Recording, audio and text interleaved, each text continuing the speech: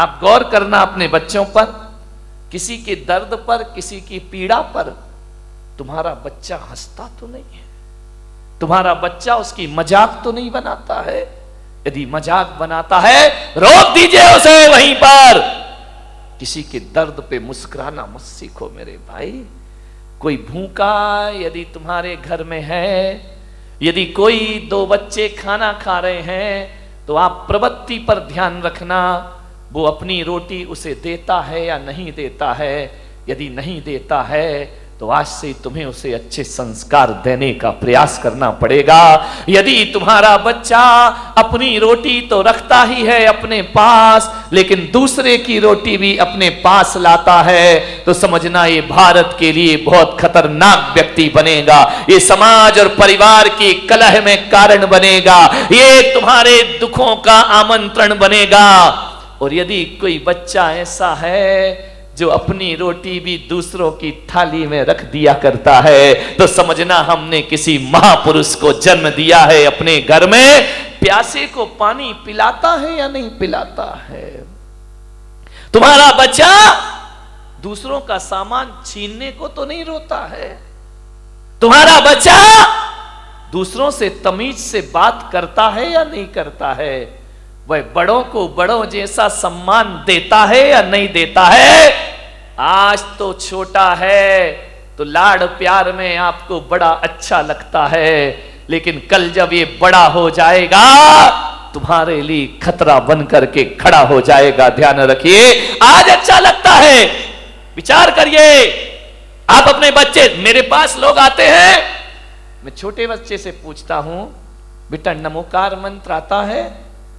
बच्चा बोलता है नहीं आता है। तो मैं माँ बाप की तरफ देखता हूँ, माँ बाप की नजरें झुक जाया करती हैं। मैं कहता हूँ कि बेटा 24 तीर्थंकरों के नाम आते हैं, बच्चे को नहीं आते हैं। उससे मैं पता लगा लेता हूँ ये घर संस्कारित है या नहीं है, ये घर धार्मिक है या नहीं है। आपके घरों में जब मैं आहार लेने जाता हूँ, अभी तो नहीं गया बारामती में किसी के यहाँ, जाऊंगा, चिंता मत करो, सबके घर में रेट पड़ेगी, ध्यान रखना। सबके घर में ध्यान रखना, जांच बैठेगी। मैंने जो 1 महीने चिल्लाया है उसका क्या रिजल्ट आया है।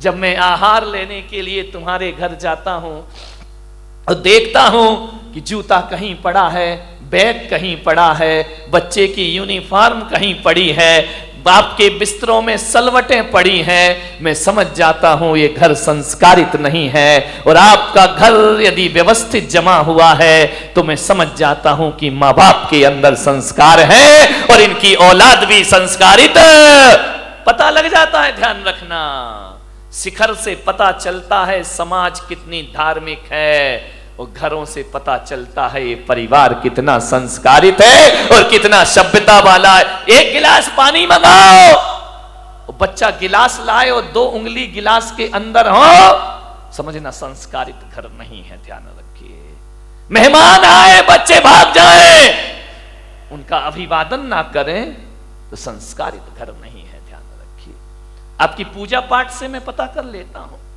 चौके में पूजा होती है, आहार के पहले थाली भरी है, 4-4 दाने चढ़ा रहा है, भरी थाली चढ़ाया नहीं जा रहा है, तो इसका मतलब ये समझो कि इसकी वृत्ति कंजूस की वृत्ति है। ये आदमी उदार भावों से पूजा नहीं करता है, ये आस्था भाव से पूजा नहीं करता है। चरण प्रक्षालन करते हो, जग भर के पानी लाते हो, 2 बूंद डालते हो, जग वापस ले, क्यों वापस ले जा रहे भाई? नल नहीं आ रहे क्या तुम्हारे यहाँ, या सूखा पड़ा है या पानी नहीं है? अरे कुछ दिन तो ऐसा हो जाएगा यदि ये प्रवृत्ति चलती रही तो अगली बार तो आदमी आई ड्रॉप लाएगा, 2 ड्रॉप डालेगा, तेरे चरणों की धूल बाबा, चंदन गुलाल। ये प्रवृत्तियां हैं, आहार में आपकी प्रवृत्ति देखी जाती है। ध्यान रखना, कैसे दे रहे हैं आप, दाल कैसे दे रहे हैं आप, सब्जी कैसे दे रहे हैं। ध्यान रखना, कंजूसों के हाथ से छूटता नहीं है, और जो उदार होता है वो उदार वृत्ति से महाराज और ग्रहण करिए और ली। खाना महाराज तो उतना ही लेंगे जितना उन्हें लेना है, लेकिन उससे आपकी प्रवृत्तियां पता चल जाएंगी। 4 महिलाएं सुबह से काम कर रही हैं मन चौके में, एक ऐसी आएगी, एक धक्का इधर दिया, एक धक्का उधर दिया, आगे खड़ी, काम आम कुछ करना नहीं है, समझना ये झगड़ालू औरत है। ध्यान रखना, ये नेतागिरी ज्यादा जानती है, ये राजनीति ज्यादा जानती है, काम कोई कर रहा, नाम खुद कमा रही है, ये राजनेता होते हैं। ध्यान रखना, एक कल्याण नहीं करे, ये कोई खुशहाल जीवन नहीं बना सकते हैं अपना। कई ऐसे होते हैं बिल्कुल शांत रहते हैं, काम भी करते हैं लेकिन आवाज नहीं किया करते हैं, चुपचाप शांत खड़े हैं, सुबह से मेहनत करते हैं लेकिन कोई धक्का नहीं मारते हैं।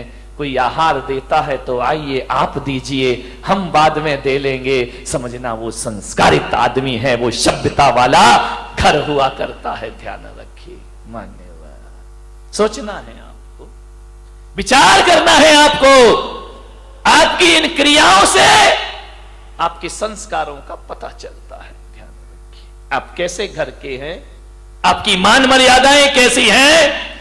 आऊंगा मैं अभी तुम्हारे घरों में पर्यूषण के बाद, सबको रिजल्ट देने के लिए कि तुम क्या कैसे हो, तुम पंडाल में कैसे दिख रहे हो, घर में पता पड़ेगा कि तुम्हारी जिंदगी क्या हुआ करती है। पंडाल में तो सब सज धज के बैठे हैं मजे से, टिप टाप। यदि इतने लोग सुधर जाएं तो मोदी को इतनी मेहनत काहे को करना पड़े मेरे भाई, देश का कल्याण कब का हो जाएगा। ध्यान रखिए, संस्कारों का।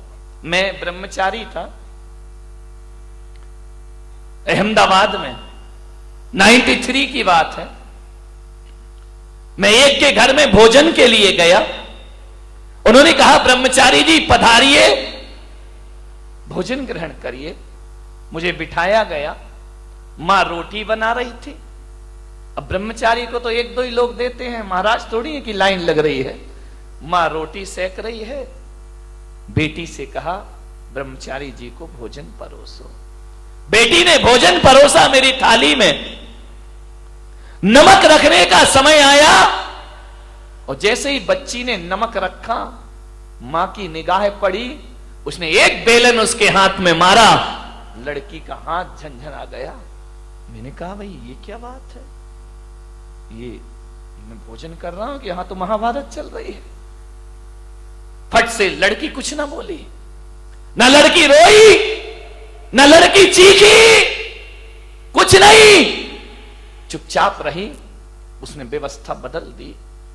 आहार के बाद मैंने पूछा, मेरा तो मौन था, मैंने कहा मैं आपके यहां भोजन को आया, आपकी लड़की इतने प्यार से परोस रही थी, आपने उसे बेलन क्यों मार दिया। बोले ब्रह्मचारी जी, इस लड़की को मैंने 10 बार समझाया कि थाली में नमक कहां रखते हैं और सब्जी कहां रखते हैं, ये आज फिर भूल गई। तो जब ये समझाने से नहीं समझी तो मुझे बेलन उठाना पड़ा। और आप जानते हैं मैंने एक शब्द भी नहीं बोला और एक बेलन ने नमक कहां रखना चाहिए वहां व्यवस्था इसकी करा दी, अपने आप इसने उठाकर रख दिया। अब इसे जिंदगी भर याद। मैंने कहा इतनी बारीकी, मैंने कहा क्या फर्क पड़ता है, नमक यहां रख दिया, यहां रख दिया। बोले महाराज नमक के स्वाद में कोई फर्क नहीं पड़ता, लेकिन आदमी के व्यवहार में बहुत फर्क पड़ा करता है। मेरी लड़की पराए घर जाएगी, इसे इतना ज्ञान होना चाहिए कि भोजन कैसे परोसा। इतना ध्यान आप देते हैं बच्चों का भविष्य बनाने में। मान्यवर, निवेदन है आपसे, सोचना है आपको कैसे करें बच्चों की परवरिश। एक लड़की की शादी होना थी, अमीर आदमी, करोड़पति, अरबपति, किसी पैसे की कमी नहीं, 20 नौकर चाकर जिसके घर में, एक करोड़पति के घर में एक आदमी अपने लड़के के लिए लड़की देखने गया।